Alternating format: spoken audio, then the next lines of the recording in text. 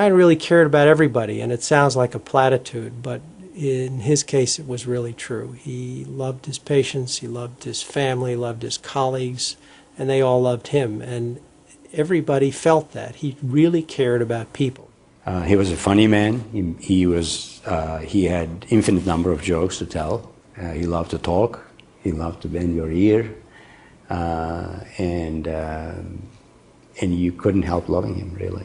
Our offices were next door to each other, and he'd open the door, and it would be like that younger brother that you're saying, get away from me because I'm busy, and you're going to say something, and I'm going to laugh, and I'm going to lose track. And I can still see him striding down the hall with that ridiculous triple-headed stethoscope that used to bob around him. Whenever he reviewed a chart, he'd get very deep in thought, and he would always do this. He'd twirl his hair. And when we drove, I was usually the driver, and then I would reach over and twirl his hair when he wasn't. Still see him standing over the chart rack. The big smile, and it's a mischievous smile. He used to go to Albany twice a week to help them with their hospital there, opening up EP lab. So he's in his car, told me, speeding along, and he sees the state trooper behind him. So he says, oh, damn, you know. And he pulls over, and in his very Irish way, he's going to accept this speeding ticket, but he tells the officer that he's a physician and he's on the way to Albany to work in this arrhythmia lab and whatever. So I said to him, all right, so he didn't give you the ticket. He said, no, he gave me the ticket, but I have his mother as a referral. The sense you get from his patients is that although lots of physicians would like to think they're irreplaceable, that he was irreplaceable. He'd say, come on in, John. You know, it's time for your appointment. And John would go in, and I'd sit thinking, you know, I'll just stay here. Oh, no, you come in too. I felt I could sit in his office forever, and it kind of implied I could if I wanted to. He really addressed the whole patient, where the patient was in terms of their life, in terms of their disease, and made the treatment plan fit the patient to a T. I wish the hell you'd met him. I'd say that to anybody who hasn't. I feel sorry for anyone who didn't know him. You know, he was just one of those people that you're blessed to have in a lifetime. I could never describe him as being bold, but he was adventurous. And he had a gift of humour, I think, always. In fact, my gynaecologist told me that he was the only one that ever gave them a laugh in the labour room, because Patrick had arrived, and of course the next one must be a girl. The delivery was over, and Dr. Barry said, Mrs. McGovern, you have another boy. And I said, a boy? Are you sure? And he said, well, I think I can be reasonably sure. Whereupon they all broke into laughter, so Brian gave us a laugh in the first seconds of his life. Sutton, where our home was, is by the seaside and by a little hilly peninsula just to the north of Dublin city. It was a nice place to grow up as children. We cycled a lot, we walked a lot, we were by the sea. It was the sound of the gulls. They were happy days. Being in Brian's company was always something to look forward to. Even as a child, he had a concern for others, and he was a great brother. He was a great son.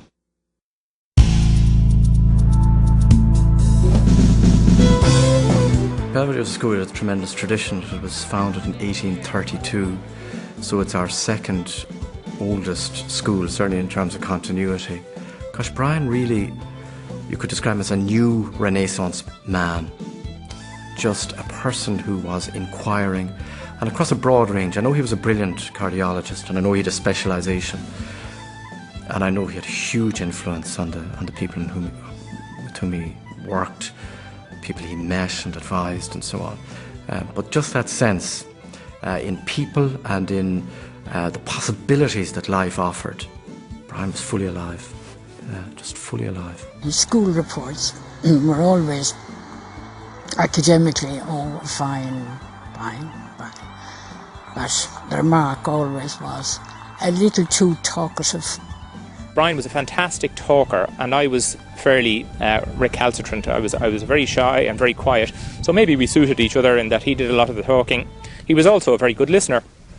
I suppose I learned from him how important it is to talk to people and how it is better to influence people rather than to try and force them in any other way. There was always that easy way. It was very, I can't capture it any better than, it was very nice being in Brian's company. You were sure of entertainment, you were sure of a good listener as well as a good talker, you were sure of fun and good humour. He seems to be a person blessed with all the human gifts of wit, humour, charm. Not only was that group very bright, and Brian would have been one of the stars in it, but there was also a great sense of fun, devilment even. An old man came in every year to take a photograph of the class. Fenton, Marr and Brian, they brought in an extra shoe. Between them, they'd slip in this extra shoe. And when the photograph was produced, well, the thing was, how many feet, how many were really in this? Simple, innocent, but they could raise a laugh even at that stage. When we went abroad on the holidays, on the Interrail holidays, Brian had always done all the planning. He'd have a meeting with 2 or 3 of us that were travelling, and he'd say, we'll go here and we'll go there. But I mean, he brought me to see places of culture and art all over Europe, whether it was Michelangelo's statue of David, whether it was the galleries in the Louvre in Paris or in the Uffizi in Florence. Brian had a huge amount of this worked out in advance. I have no idea how he figured it all out in advance, but he brought us and he educated us in a fantastic way. Brian loved to get in to places free or have some sort of little entree, and he investigated and found there was this thing called the Council of Europe card, which was a sort of a cultural exchange card, and this was designed to facilitate, academics visiting different countries, or filmmakers or documentary makers and stuff. And he concocted this cock and bull story that we were a group of academic filmmakers going to tour Europe looking for Irish roots and Vikings and things, and applied to the Department of Foreign Affairs it was at the time. So we went off equipped with these cards. They got us in free to various museums. Brian liked to play golf, but he was a psychological golfer.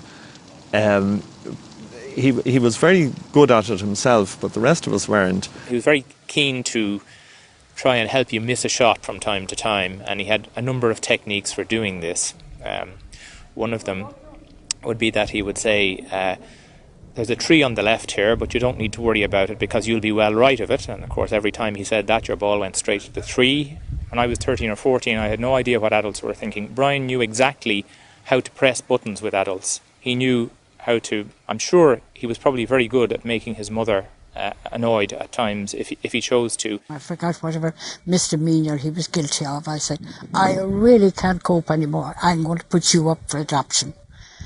And his reaction was, great.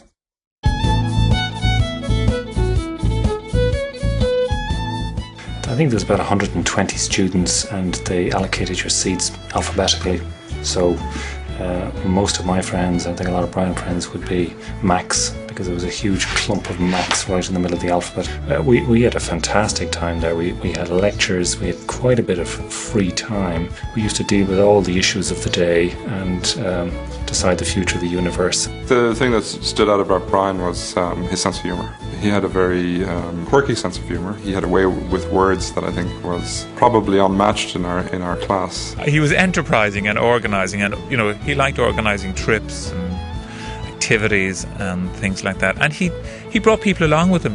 People said, "Oh yeah, I'll do that." You generally knew when Brian was up to something because his step would quicken a little bit. There'd be sort of a little glint in his eye, and he sort of thrust out his chin and little steps, and you knew that there was some plan going on inside, and you knew immediately you needed to tag along here because there was going to be some fun. Brian knew he was going to be a cardiologist fairly early, in his clinical training. I think his experiences here in the Mater, which was the National Heart Centre, convinced him that was the area that he wanted. The cardiologist who worked with Professor Coonahan, who was the head of the Department of Medicine at that time, and he was a very astute and bright person. It was Professor Sean Blake, who was a cardiologist in the days when echocardiography was a novelty.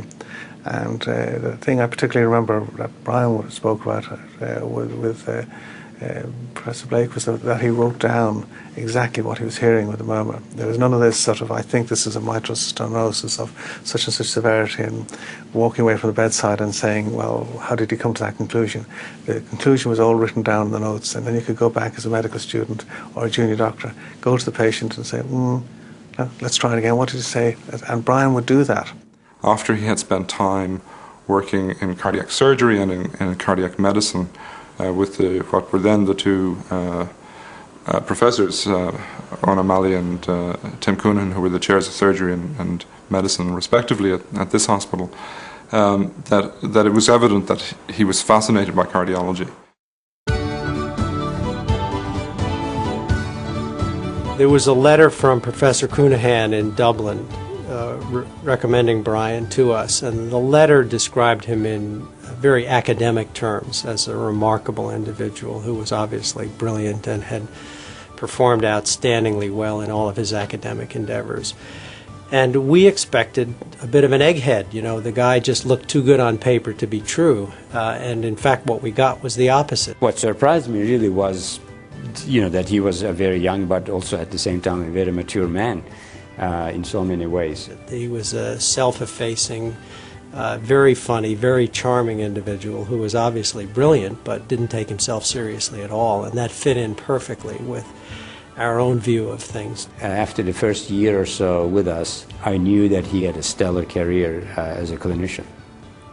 The three of them were quite a trinity. It was such a strong unit because of the strength of the trio, in that they all had three quite distinct roles that merged very well together. And Brian was particularly strong with patients in the clinics. You can build the most sophisticated laboratory with the most sophisticated equipment all you want, but without patients, there's nowhere to go. You have to educate not only the patients, but more importantly, the referring physicians. And he did that admirably. He saw an incredible number of patients, more than any of us could ever imagine seeing, and he did it with amazing skill and humanity and optimism and humor. Brian believed in teaching, and the more education you give to a patient, the better they're going to be able to handle their condition. So he came up with the Atrial Fibrillation Foundation, and what he wanted to do with it was to hold seminars where he educated patients. The first patient education day, we had 350 people show up, and he was in his glory. He had an entourage of people. They followed him around. It was great, it was funny, it was touching. Brian and I were set up on a blind date by a mutual friend and colleague. He was so easy to talk to, and everybody will tell you that about Brian. He was fabulously easy to talk to. We talked about everything. We talked about medicine. We talked about our lives, our history, our backgrounds. To be honest, when I met Anne first, I thought, oh dear, because if Brian's going to marry Anne, that means Brian ain't going to come back here. I was slightly concerned, but Anne has been a fantastic lifetime partner for Brian and hugely supportive to him, and he was extremely happy. Brian was very lucky, very fortunate in the woman he met to be his wife. Anne is an absolutely wonderful lady, and his two daughters are two lovely children. Yeah, the girls are really the love of his life. Or all of us are love of his life, but he was very proud of his girls. Every kid learns a lot from their parents and watching them and how that molds who they are as a person. One thing I definitely learned was, an avid interest in everything and in the world around me and in what people have to say. And one thing that was, particularly great about him was that he was so fun to converse with. I want to go into medicine too, so I think I, learned, an interest in science and an interest in people and in helping people to feel better, from both my parents. It seems like medicine is really in the family because, my sister, my mom, my dad. So I was like, I really want to, and I love helping people, if they're sick. And so I was like, I really love animals, though, so I was like, I want to be a vet. She's fantastic with animals. Thank you. So, she's a natural. She's really good with kids. I want to be a pediatrician. He and Anne had created a marvellously united family, and they got an awful lot of fun out of the days living. And this was because Brian and Anne, they had this lovely way of turning things into fun for the children. He was very devoted to the field of medicine, and he was very devoted to individual patients. I kept asking questions, and he just kept taking the time very slowly and very patiently to answer the question. I knew the first time I met him I was dealing with somebody a little different, very special. And he would take your phone calls, that was the other thing too, So if you called him from Florida and said, this is what's going on, he would get back to you, which was amazing to me. He would sit on the bed and he would talk to them, and it wasn't a standing over, it wasn't a, gotta get moving. It was just a genuine, down to their level, eye to eye. And I think part of what made him a great doctor was that he listened to other people's stories, and that got across to them. They felt when they had seen him that they had really been seen and heard. He didn't always just concentrate his efforts on what their electrophysiologic problem was, but really in the context of how their cardiac problem fit into their whole life and even their family, with a tremendous amount of understanding. People don't realize how huge amount of work this is. Every detail, to remember, make a note of every detail, respond to everybody, make sure that everybody understands everything the way they should understand. He is the main reason for this healing garden that we have on Ellison 10. And this room was very, very drab, and he was instrumental in getting the funding for the Make a Difference grant that changed this entire room. It's just so apropos that this room is named after him, and patients can continue to come here and find peace. Brian didn't accept authority for the sake of authority or power for the sake of power. He sometimes worked outside the system, always in a very subtle way. Brian always was someone who had a very civilized but pretty relentless need to undermine and I think challenge authority, and he did it in very subtle ways. The system could go along quite happily, not realizing that Brian had exploited it for his own use, and that was, I think, part of the thing. He wasn't a revolutionary. It's just that he achieved considerable advances while the system was still happily going along. If you looked at the type of talks that he was asked to give at North American arrhythmia meetings, they would range all the way from sudden death in the athlete to syncope or POT syndrome, or all the way through different drug therapies to ICD talks, tachycardias. There's no talk in the arrhythmias that Brian would not have given a wonderful talk on. The fellows loved him because he could teach them different ways, and it was never negatively taught. I can tell you that some very savvy fellows, you can hear them on the wards giving reports back to the referring physicians, and you can hear a little touch of Brian in their expressions and in their tones. There are fellows out there still. One recently called from Maine and said, every time I have a difficult patient in a difficult position, I sit back and say, what would Brian do? Well, we all thought that was funny, but that was truly what this physician in Maine thought about. He said, every time it's a really difficult patient, I say, what would Brian do? One of his patients with heart disease had gone to Buzzy's and got everything that you're not supposed to on the way to the office. And he had, from his office, seen the person, and I think he told the patient that he had heard from a higher authority that his diet had been suboptimal.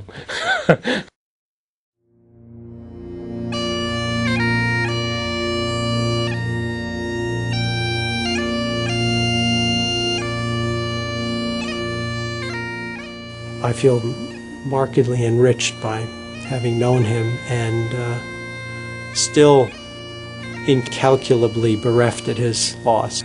It was one of those things that rocks you really to your core, because you don't expect people to die young or so violently and so tragically, and without any explanation.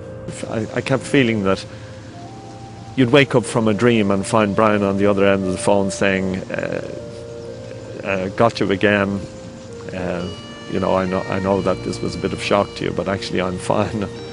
But he wasn't fine.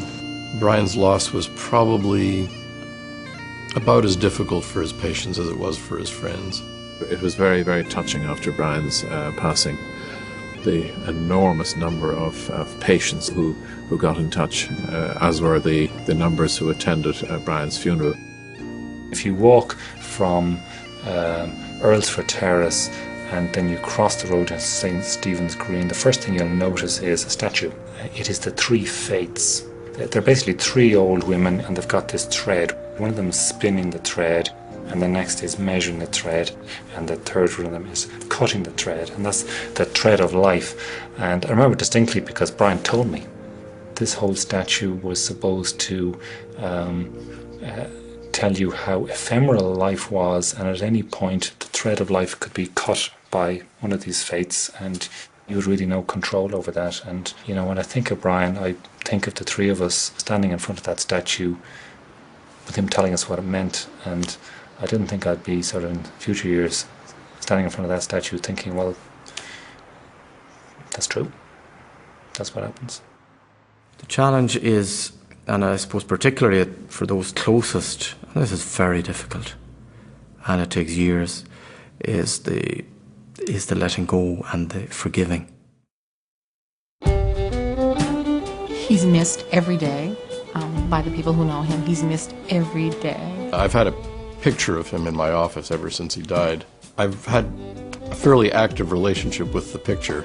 It is not uncommon for me to look at that picture of him that sits on my windowsill when I need a little inspiration and when I would like a model for myself about what it means to care for the patient. I wouldn't be back here if it wasn't for Brian's death, because Brian's death made me take stock of what was important to me. I think what I've learned from Brian is not to take life for granted, to appreciate the things that we all have, and try and give back in your interactions with people. I think Brian had an impact on many people. I think his decency, his interpersonal skills, his ability to get things done. He was the whole thing. You know, he was the consummate caregiver. Besides having the ultimate clinical knowledge, I think his compassion to sit there and even hold someone's hand, you know, during a time when they were having a rough time, I think that probably will be what I remember most. I think of him a lot, I really do. He was a hard guy to forget because of, you know, what he meant to me, and you know, I'm sure so many thousands of other people. He always gave you the impression that he had your best interests at heart. Maybe that's why he became a good doctor, because he cared for people. His care was his middle name.